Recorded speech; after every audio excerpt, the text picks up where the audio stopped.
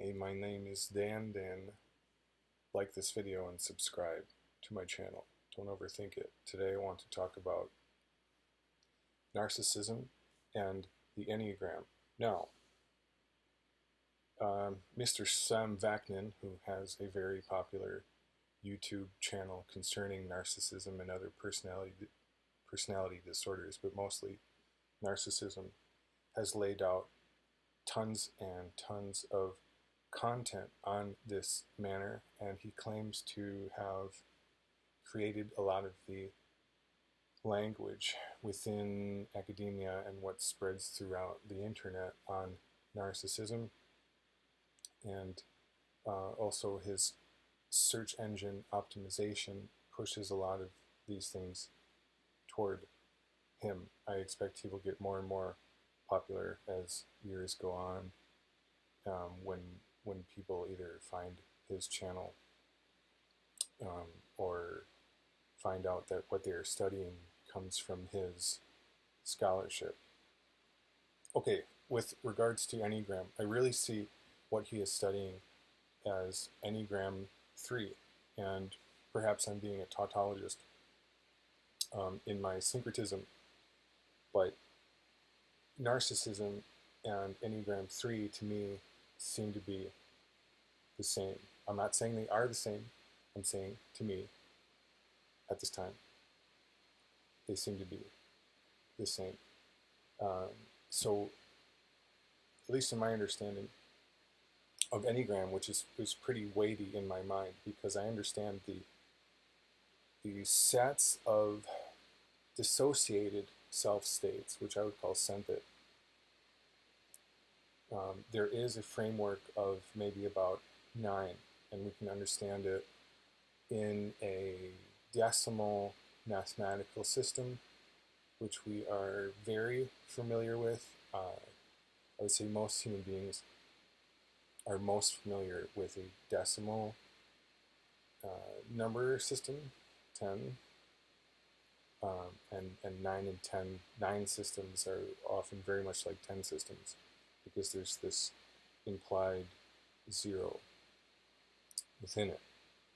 Anyway, so I think Enneagram, if you're looking to understand narcissism in a greater context, I think you can look at the Enneagram star, which is 9-pointed, and includes a triangle of Enneagram 9, 3, and 6, and the other 6 types are on the outside of it in a unicursal hexagram that exists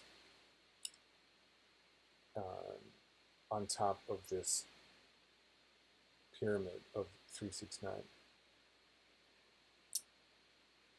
Now, zooming into 3, you find narcissism, and especially in the ways that Sam Vaknin talks about it. And I think it's a very cluster B thing. So on the Enneagram, I'm trying to figure this out. Down by 3, 4, 3 and 4, 2, 3, and 4 are the realms, seemingly to me at this time, of cluster B personality disorders: narcissism, histrionic, borderline, and Sam Vaknin will talk about psychopathy, which is sometimes seems like Enneagram 2 territory to me. Psychopaths can make themselves seem like an ideal, not an ideal partner in an achiever sense, but like a match. Enneagram 2 is very much like that. Like, I will make myself the sidekick to you, or the desired object, but desired object as a submissive, whereas this Enneagram 3 is desired object as a human ideal, whether or not it's real or not, looking like a human ideal, which is different from Enneagram 1, which is actually trying to become a human ideal, or understands the rules of what it means to be a human ideal, understands the idealism in a directly practical sense.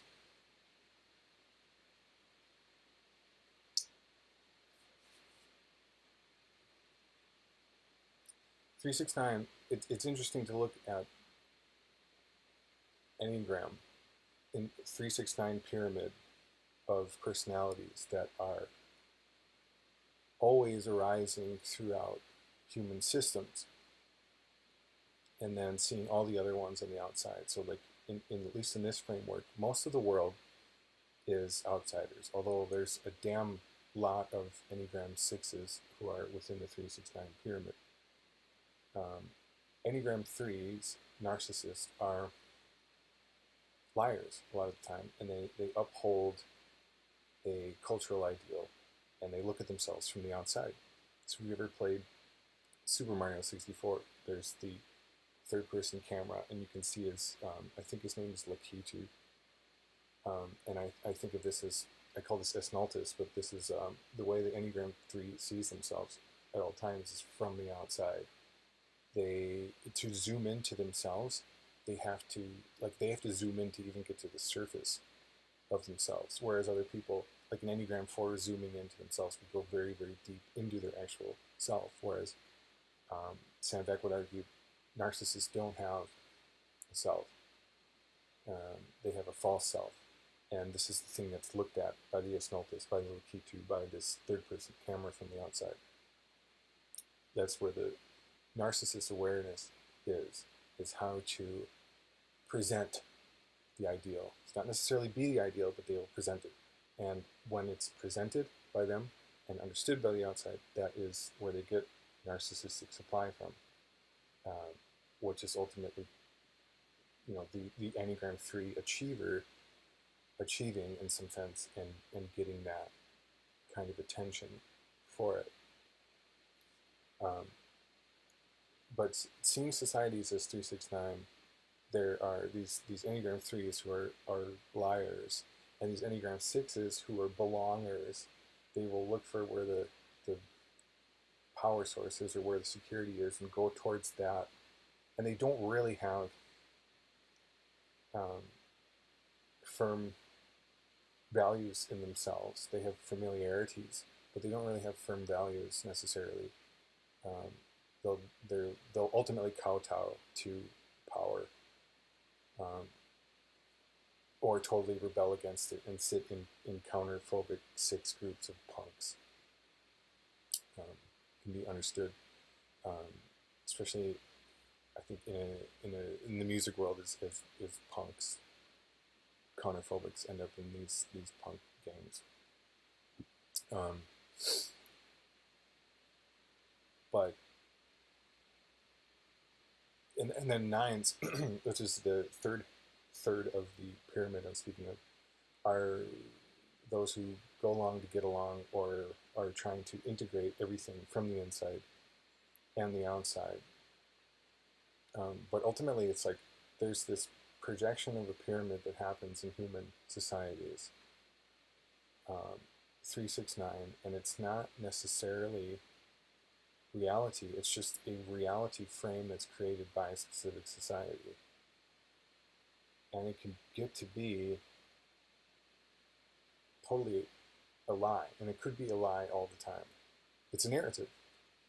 It's a story upheld by 369. That's what we know as human hierarchies, probably.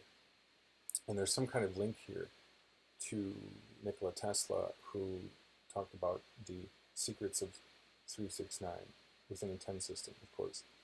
369, understand 369, and you'll understand secrets.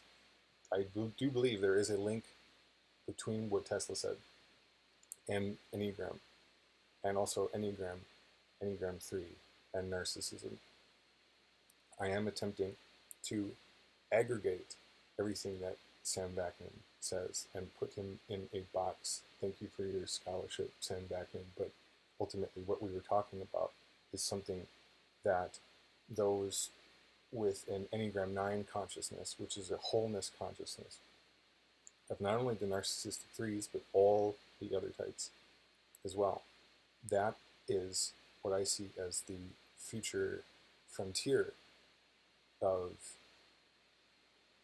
human personality study, personality typing study, Enneagram study, study of personality disorders, all of these things, including narcissism, including borderline, including schizotypal, schizoform disorders, schizophrenia, schizoaffective, which is down in the fear types, Enneagram 5, Enneagram 6, perhaps Enneagram 7. That gets into different kind of territory.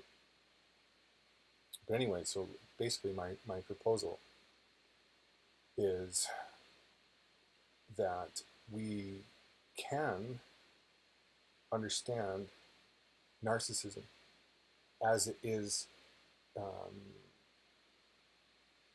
in a high resolution form by people like Sam Beckman. We can understand narcissism in an Enneagramic framework, which will ultimately unlock huge insights all over the place.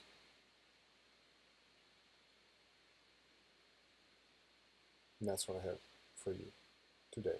Like, subscribe. Bye.